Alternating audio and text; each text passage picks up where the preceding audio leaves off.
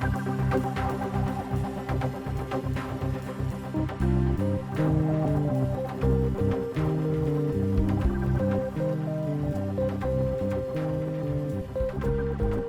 to The Growing Band Director, the podcast that dives into topics applying to all of us band directors. My name is Kyle Smith, and joining me is my friend and colleague, Jeff Smith.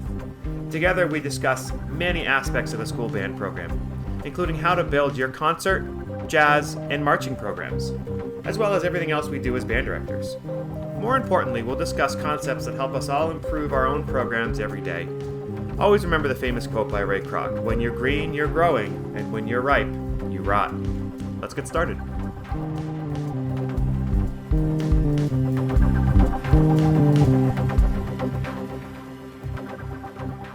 Before we start, I just had a couple comments on my mind of things that I wanted to share with you guys, of some lessons I've learned that have been very, very useful. First lesson. I learned this from Dr. Tim Lotzenheiser at Midwest Convention a few years ago, and it was something like this. Kids will remember how you made them feel. They won't remember what you taught them. They'll remember how they felt when they were in your presence. In 15 years, that's what they'll remember. They won't remember, what a G major 7 chord is, possibly. Now, if they go on and use that information in their professional lives, well, that obviously they will remember that stuff. But the majority of students, it's about how you make them feel when they're in your band. And he demonstrated this to us very well. We were at Midwest, and those of you who've been there, in one of these huge ballrooms, and he says, "Everybody stand up. I'm going to show you this." So we all stood up, about 750 people, all of us band directors. And he said, "We're going to sing Auld Lang Syne. Here's your starting note." And he hummed it, and we started singing Auld Lang Syne. We sang the first 2 A's, and then we got to the bridge of the tune, and he just screams the word harmony. And out of this comes this amazing, 750-piece harmony of Auld Lang Syne. And I got chills. I was next to my wife, and she got chills. And it was just this amazing experience that I still get chills thinking about. And afterwards he said, "You will not remember probably anything that I said today, but you'll remember that experience." And that always taught me that. And Dr. Tim, I thank you very much for that. There was also a great episode of the After Sectionals podcast that just came out called High Expectations. And if you listen to nothing else in a podcast, if you listen to about minute 12 to minute 20 of that, it is the absolute key to teaching. It's all about, well, you're going to have to check it out. It's so good. I was listening, I was like, whoa. This is what it's all about as a teacher. So check out that most recent episode. I think it was from second week of March, something like that. It's called High Expectations of the After Sectionals podcast. It is so, so, so good. The next thought I had was, when you're teaching something, let's make sure we never skip a step. Never skip a step. And the story I have with this comes from when I was in college, and I was just teaching these 2 young trumpet players. They were both very beginners, and their parents had paid for private lessons. There was 3 of them. So I got to teach 3 kids, $15 a piece for half an hour. I mean, now it's $45 in half an hour. That was pretty good for a college kid. So I said, yeah, bring them in. So they came into the university, and I would teach them. And, we'd go months and months and months, and 2 kids were flying through the book, and this 3rd trumpet player couldn't do anything but play a C. No matter what fingers he pressed down, he played C over and over. So as a young teacher, I did everything I knew how to do at that time. I had him sing it, I had him whistle it, I had him hum it, I had him buzz it, I did everything I could, and I couldn't get him to play anything other than C. So after, it's May, and clearly his 2 friends are cruising, and we've been going for about 7 months, and this boy couldn't do anything, and he was getting really dejected. And one day, I had said something in their lesson, and he looked up to me with this big look and said, "So are you saying that as the notes go higher in the staff, they're supposed to sound higher?" And I looked at him and I said, "Yes, that's absolutely what happens." And then in that moment, I realized I had failed him, because I never used that phrase. I didn't tell him that the notes are supposed to sound higher. And then instantly he played the first 6 notes of the C scale. And I realized that because I skipped that simple step in the beginning, I had cost him his development. Well, thankfully, he caught up as quick as he could, but that story I will continue to share. That boy was very resilient. And I have this phrase I just heard about being resilient, because, band directors either have it or they don't in a lot of ways. They have that get it done attitude, or they make excuses for things. So these resilient people, the phrase I heard was, they only worry about what they can control and not what they can't control. Right? So don't worry about what you can't control. You can't control that. Worry, and don't only worry about what you can control. And that's going to help you become more resilient. Another lesson I learned from Dr. Tim was about leadership. And if you don't know anything about developing leaders in your school, the name to look up is Dr. Tim Lotzenheiser. He has tons of stuff about that, and he is very, very inspirational. But one of his most famous sayings, which I heard again last week and I wanted to share with you guys, is don't look for other people to change first. Right? If you're in a program and you want things to get better, you be the change. You make the choice to change something for the good of the program. For example, if you're brass players, my brass players coming back from pandemic didn't have as strong faces for obvious reasons as before we shut down. Now, we had done band classes over Zoom, and I'd stayed engaged with them and done ensembles and things, but they hadn't done lip slurs and long tones the way we normally would. So in my head, I said, okay, my brass players need to be stronger. It's on me to make that change, right? So be the change, and to do that, we now do lip slurs, long tones every single day to make sure that they get stronger. And we make sure they know the reason we're doing that is to improve your strength and your tone and your dynamic level and all those things. So be the change. If there's something that you wish would change about your organization, work to change it. Maybe you can't do it on your own, or maybe you can't do it right away, but do something. Maybe your change is, man, I really wish we were on YouTube. I really wish that, we could do that. Well, I bet you with all your parents, there's somebody who's willing to make that happen for you or to help you. Or going back to an episode a couple weeks ago, I really wish we had a really great website. Well, don't be lazy. Learn how to do it, right? And when you can start that process of making a change, look, if you can be a band director, you can do almost anything in life, right? I mean, what's that famous saying? Band director, because freaking miracle worker isn't the job title, right? I mean, we know how to get things done. We don't want to be lazy. If there's something you want to change about your band, you change it first. And then last thing I want to share with you before we get on to our conversation with Tom Lazat and Jeff Smith, two of the wisest music educators I have ever been around, and I know you're going to really enjoy this. We had a really great opportunity to have a good conversation. Is this quote I just heard, and you know what? I've found it every single day to be totally true, especially as a band director.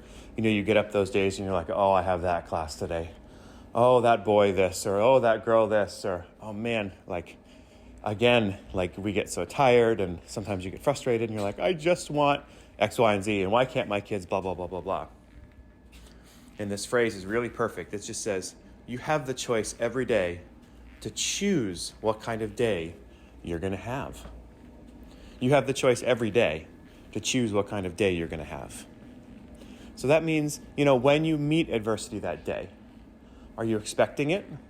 Are you going to stay positive? Because your kids aren't perfect, and you're not perfect, and your school isn't perfect. So why would you expect a perfect day? If you can just have that attitude every day that, you know what? I'm going to have a great day today. I'm really looking forward to what this is going to bring me.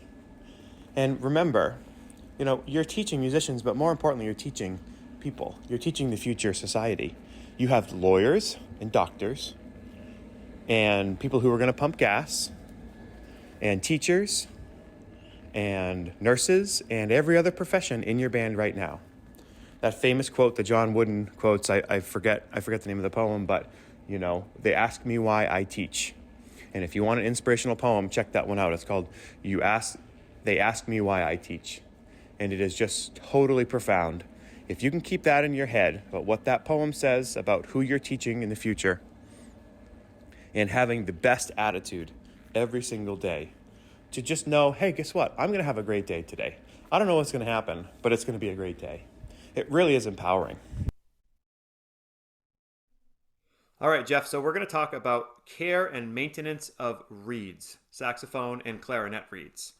A lot of us band directors are brass players or percussionists, and we know what we've been taught. But just today, I learned that you should soak the thick half of the reed so that is the right thickness, and you get a better seal as you put the ligature on. Like, I had never heard that before. Now, whether or not you agree with that, I have no idea. But I'm curious as to all things reeds. Let's go. Well, I think reeds are every kid needs to have a clip. Clip needs to hold 4 reeds. When they start the reeds, to take all 4 reeds and they put them in a little saucer with water and let them soak there for a little while. Then they go and play all 4 reeds, dry them off, and put them in the clip overnight. Then the next day they play reed 1, reed 2, reed 3, reed 4 for about 4 days, 5 days. And then they start rank ordering them, which is their best, their second best, their third best, and fourth best. And then they need to own a piece of 3M extra fine waterproof sandpaper. And they need to once a week just lightly sand the back of the reed in one direction to make sure it stays flat on the platen. Because as the reed gets wet, where it goes into the opening of the mouthpiece, it swells and makes a bubble there so that it isn't flat and won't lay on the mouthpiece properly. The other thing is, when they put their reed on, the biggest problem I find of reed players is that they put their reed on the mouthpiece and then they slam their ligature down and they chip the tip off. Yeah. Put your ligature on first and slip the butt of the reed underneath, and then make sure that the reed is aligned side by side and is either even or slightly below the tip of the mouthpiece. And then make sure at eye level, right? So you have the right perspective. Right, you've got to do it at a side and look at it sideways. Don't look at it from the front, but look on the side. Okay. And then the ligature needs to be 1/10 of an inch from the high point of the mouthpiece after the vamp. So many kids put their ligatures on so low that it makes the reed not function properly. And reed care is the biggest problem with reeds. And the other thing is, tell parents, buy a box of reeds and keep a box of reeds in the house to dole them out in groups of 4. As the kid gets older, they'll do it themselves. And I used to go to Sam Ash down in White Plains, and I'd buy 6 boxes of reeds every 2 months. And just have reeds lined up all over the place. My mother would get so mad. What's this here for? Oh, give it a week or 2. It'll be fine. And you've got to maintain and care for your reeds. But I think the biggest thing is getting them wet. They need to soak them. And then when they're finished after they're playing, wipe them off thoroughly with their fingertips and put them back in the clip. Buy a cheap Lavaz plastic reed clip. They're black or gray, and they hold 4 reeds. It keeps the reed flat so that you don't get the warp. And if you do get the wiggly warp on the tip, just put it in your mouth. Don't suck on it. Put it in your mouth and just collect saliva up in the roof of the mouth and let the saliva just go around the reed. And so, that, I think. So what I was taught by a great saxophone player, his method, everybody, even great woodwind players, all have different things with reeds, right? I heard that Jerry Mulligan didn't care. He just took it, put it on, and just played, right? Some people are very particular about it. I heard that some people actually physically soak the whole reed in water. They let it live there, and then. But some people say just wet it with your mouth, right? So I think those are options that are out there. But the big one that we're not good enough with our kids. By that I mean me. But my kids know we're trying to get better at it. Is to leave them enough time after band. You talked about getting it dry, because if it gets warpy, right, that's not what we want. So we want it to, if they have time to get underwater after rehearsal, say, because you're talking about playing at home. Let's pretend we're just in a band class And we Right. always take it as late as we can so they can put their stuff away and leave, but we have as much rehearsal time as possible. If you can give them a minute to get it under some water, put it on a paper towel and or paper, right? And just and dry it off so that it's flat and it goes away flat, then it will last. And I don't do the water part at yeah, the end because I want my reeds to be the same pH as my saliva. By using water, that changes the pH, which affects the vibration of the reed. You've got to think of a reed being like millions of little test tubes. And for the reed to properly vibrate, there needs to be fluid inside the test tubes. The one other thing that we do is we take the butt of the reed and we sand it so it closes it so that the back end of the reed is sealed up so the test tube is all filled with fluid. And then I just dry it with my hand only. I don't use paper. I never put paper near my reed. And then I put it in my clip.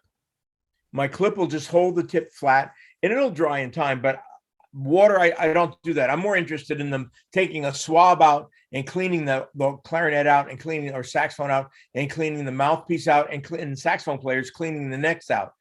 As you know, sometimes you can sit next to a clarinetist or a saxophone player and the odor is so bad you can't stand sitting next to them because you can tell. You can look at them and say, when was the last time you cleaned your horn? And they'll look at you like a deer in the headlight because they haven't. we're just bad. If you're not a reed player, which I'm not, this is something so many of us secretly are bad at because we talk about it a couple times a year, but we don't live it. Right? It's really hard. It's one of those things that are really hard to live. Can we also talk about? I want to talk about two things. I want to talk about. You introduced me to plastic reeds, so I want to talk about that at some point.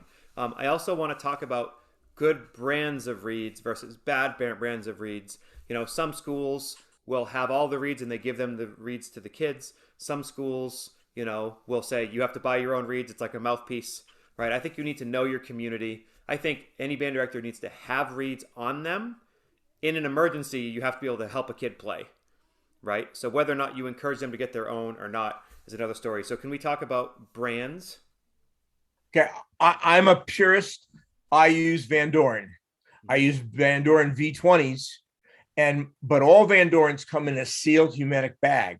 So there hasn't been any dampness getting into the reed. It's been dried and then put in these bags to keep them at no moisture levels. So I suggest band directors use Van Dorens. Plus, the Van Doren has a thicker butt, so there's more reed to vibrate in the heart of the reed to give better vibration of the reed on the Van Dorens. Now, you also have they cost more. You have to understand there's also some people who have 10,000 students, and these students are 10, 11 years old.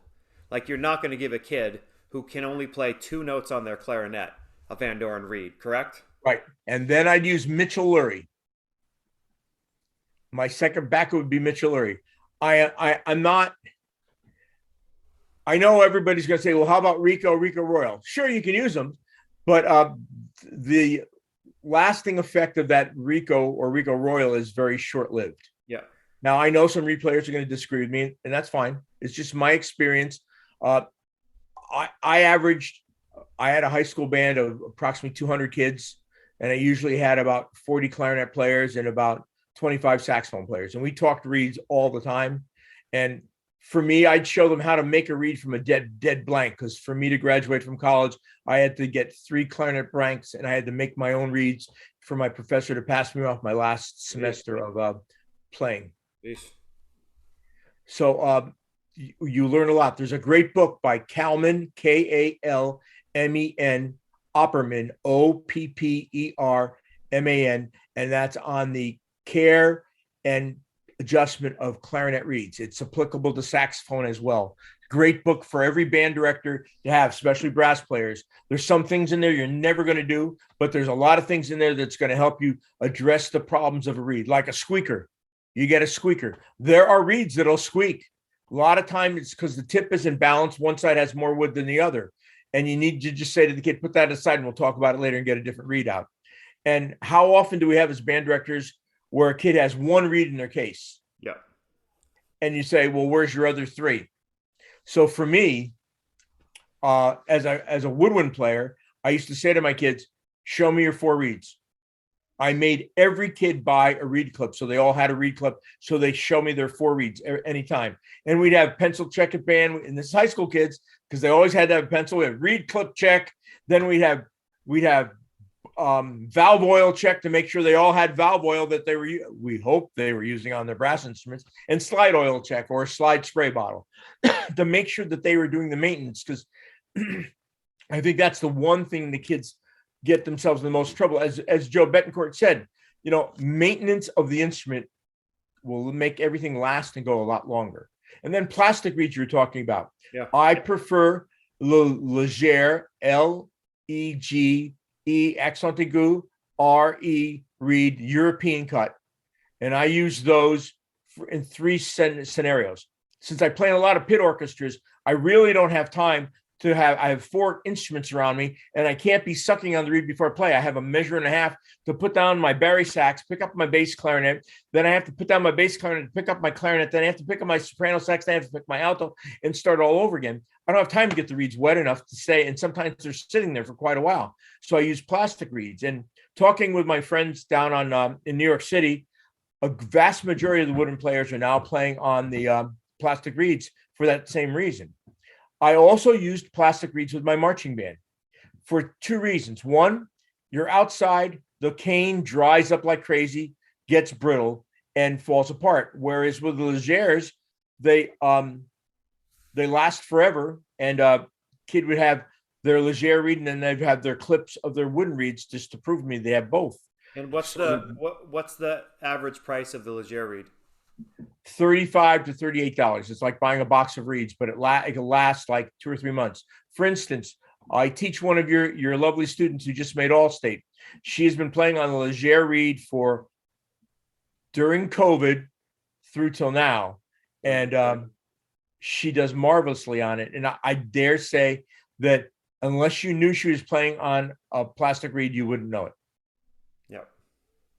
And I wouldn't say that's the end all, but for her and her personal situation, buying 1 reed, and then she has 2 of them, having 2 reeds for her is financially a better situation than going out and buying a box of reed every year. Yep.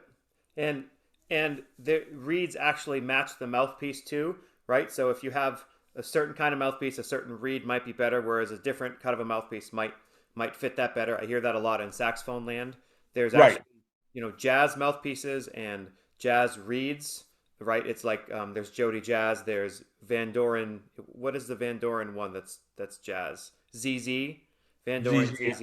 And I play Myers. Yeah, yeah. So but for people who don't know, there are people who have their classical setup, right? Their classical mouthpiece with a classical reed, and then they have a jazz mouthpiece with a jazz reed. And if they're not serious yet or they're not into it, you don't need to go that route. But if they're starting to be serious and their sound isn't what you want in jazz band or in concert band, maybe they're considering separate reeds. Well, yeah. And the other thing is that, a size reed is really determined by the tip opening, the width of the tip opening, the opening of the chamber, how big the bore is, how big the baffle is. And you can get really scientific about it. But the smaller the tip opening, the harder the reed. The larger the tip opening, the softer the reed.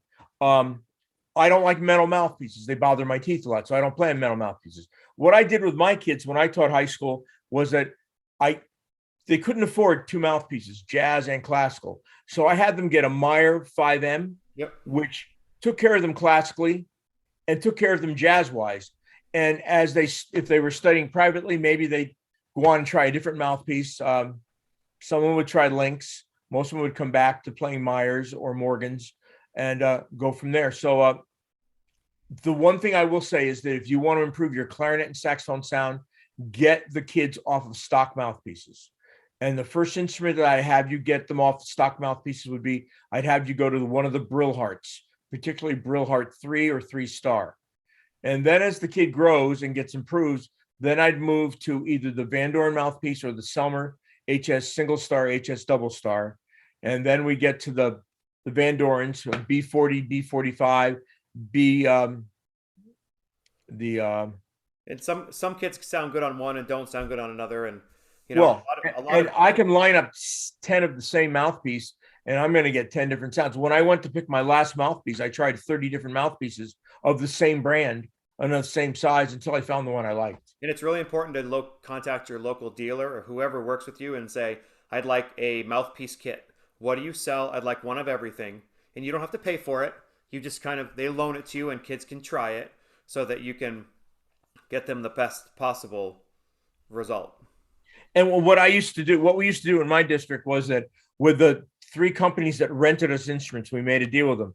We'll use you as our vendor, but every woodwind instrument will have a Brillhart 3-star mouthpiece on it, metal ligature, and they would have a 2.5 reed. We would never start a kid on a 2 because, yeah, they'll get a quick sound, but they never learned to breathe properly. And we always found that it pushed them back. We can get them to get a quick sound by moving the tip of the reed below the tip of the mouthpiece just as easily as going to a 2, which gives it a false read on how they can play. There's a very famous high school band director who I won't name from the Midwest who always swore on having his bass clarinets on the softest reed possible because he really wanted the really fat, reedy low register. And I know you probably suffer on the upper register, but he always felt like having a really good, big, low sound was why you needed the bass clarinets. Do you agree or disagree? I disagree. Yep. I disagree because if we look at today's high school band literature, yeah, they're down there for a while, but now composers, arrangers have decided that a bass clarinetist has just as much facility up high as a clarinet player playing higher parts. Yeah, you'll get a fat sound, but it won't be a fat quality sound.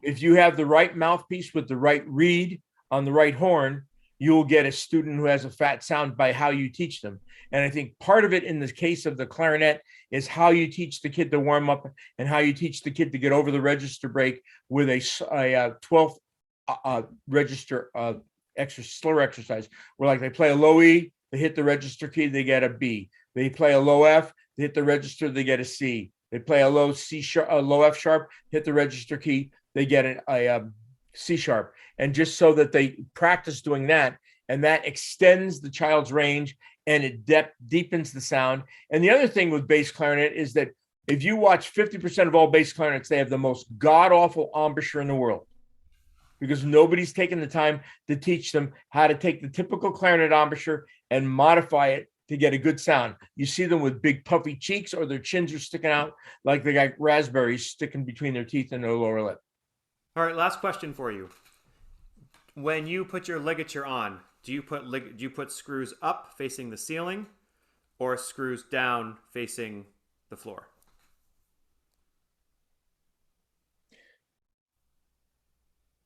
I put my ligature on with it depends if I have a transverse ligature or a forward ligature. There's 2 different types of ligatures. There's the ones where the screws go towards you.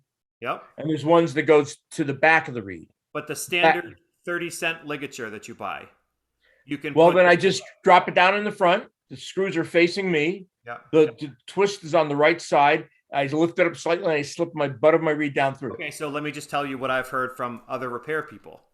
Okay. And other professionals. Well, first of all, you say, well, the screws facing me for a clarinet or facing down for saxophone. I mean, there's pros who've done that for years. It's great. But they say, but what's happening is you're squeezing in rather than pulling up. So some people swear by turning the screws forward to the top or facing away from you. So then when you tighten it, it really seals the reed quicker and better against the mouthpiece. Now you're shaking your head. You disagree. But I'm telling you, people that I trust also agree with this. So you have this is a transverse ligature. That's with the screws facing away from you on the backside of the mouthpiece. Then there's a regular ligature that faces this way. You know whether you have a transverse ligature or a regular ligature depending on where the screw tightening has to be on the right side. So if it's on the right side with the screws facing away, that's a transverse ligature. If it's on the your body side, that's not a transverse ligature. That's how you tell the 2 apart. And I see what they're saying, but the golden rule as I have learned it from my professors and from playing, is that you want to have the least amount of contact from the ligature on the reed, so to allow the entire reed to vibrate as much as possible. So I play on bonade ligatures. Bonade ligatures have just two little metal rails, and that's the only thing that touches the reed the whole time. Sounds fancy. No, it's probably the cheapest ligature you can get on the market, other than a $2.50 ligature. Yeah, those are the cheapest. Yeah, but there's going to be a huge difference in sound. For instance, take your bass clarinet player who's playing on a Rovner ligature right now and put her on that 25-cent ligature, and you're going to hear a whole different sound from that child. Yeah. You know, it's funny. Most important thing, even as beginning band directors, teach the kids to care about the reeds. Take it off the mouthpiece. Don't leave it on the mouthpiece. You know, some people don't care about the type of ligature. They don't care about the type of reed. They want to get them on the right reed and just get them caring about it. And, you know, show them the mold, show them what happens, and get your kids doing it. If you don't do it, it's your own fault, right? Right. And if you take the reed off the mouthpiece, there's a 50% chance that they're going to clean the horn in the mouthpiece. Yeah. And that's 50% of the problem, is that they don't clean the horn. And if you've ever saw a kid with a reed that never comes off, just pick the reed off and watch that white cream that comes out of that mouthpiece. It's disgusting. Well, on that note, thank you, Jeff. Thank you. Nice hanging with you today. See ya. See you later.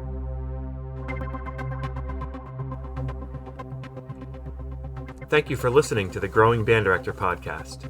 If you enjoyed this episode, don't forget to subscribe. And if you want to help spread the word, please give us a 5-star review and tell your band director friends to subscribe too. We're available on Apple Podcasts, Spotify, our YouTube channel, and wherever you listen to podcasts. Also, if you have the time, we highly recommend the After Sectionals podcast for more great listening. Thank you for listening to the Growing Band Director. See you next week.